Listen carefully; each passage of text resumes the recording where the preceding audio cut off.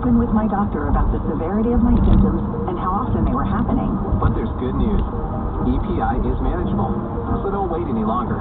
Use the symptom checker at identifyepi.com and schedule a visit or call with your doctor to ask, could I have EPI? Sponsored by AbbVie. Good morning, I'm Jeff Moser at 78 at KFOR. It's 10:03. Nebraska First District Republican Congressman Jeff Fortenberry has his doubts. The COVID-19 virus started when bats transmitted the virus to humans in an open market in China. In a report that you can read for yourself up at KFORnow.com, Fortenberry points out 3 researchers from the controversial lab in Wuhan, China, got sick with COVID-like symptoms and had to have hospital care in November 2019, a full month before the Communist Party of China publicly reported the country's first COVID-19 case. Today we know what's going on around the North Lincoln apartment on Interstate 80 from Monday night.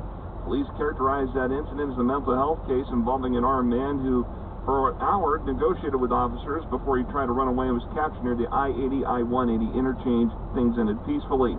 A 30-year-old Lincoln man's in jail accused of threatening one of his roommates with a knife at their home Monday morning in the 1700 block of North 25th Street. Lincoln police officer Aaron Spilker says the victim and another roommate tried to barricade themselves from Christopher Snyder by shutting a door on him. Snyder tried to get through the door using the knife and also hitting it. When officers contacted Snyder, he was found to have a knife around his neck, concealed in a neck gaiter. Officer Spilker says there were issues between the victim and Snyder leading up to the incident. Snyder was arrested for terroristic threats and use of a weapon to commit a felony. The Center for Rural Affairs is now offering home ownership and home improvement loans in rural Nebraska.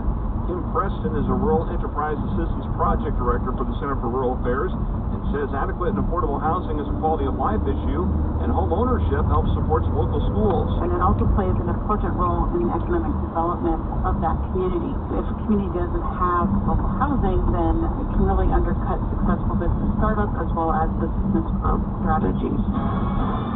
It'll be a sunny and hot afternoon today with a high of 93. Right now we're at 78. I'm Jeff Moats, KFOR News. Carrier announces cool cash rebates. Call Wilman Heating and Air Conditioning to learn how a new Carrier high-efficiency system may be the right solution for your home. And ask about Carrier cool cash rebates. Up to $1,650 on qualifying Carrier systems or get special financing on qualifying equipment. Carrier offers and rebates will vary. See Wilman Heating and Air for details. Turn to the experts. Wilman Heating and Air Conditioning, your factory authorized dealer for Carrier products. WilmanHeating.com. It's been a crazy year. And one thing we learned is nothing can break the spirit of Lincoln businesses. They overcame many challenges to survive, even thrive. Help us show how much we appreciate them. Tell us which businesses you think are the best of Lincoln. Only you can decide which business and attractions should be included on our Best of Lincoln survey. Where do you get exceptional service? Who can you always trust? Who has the best selection? Now through June 30th, go to KFORnow.com and nominate your favorites today.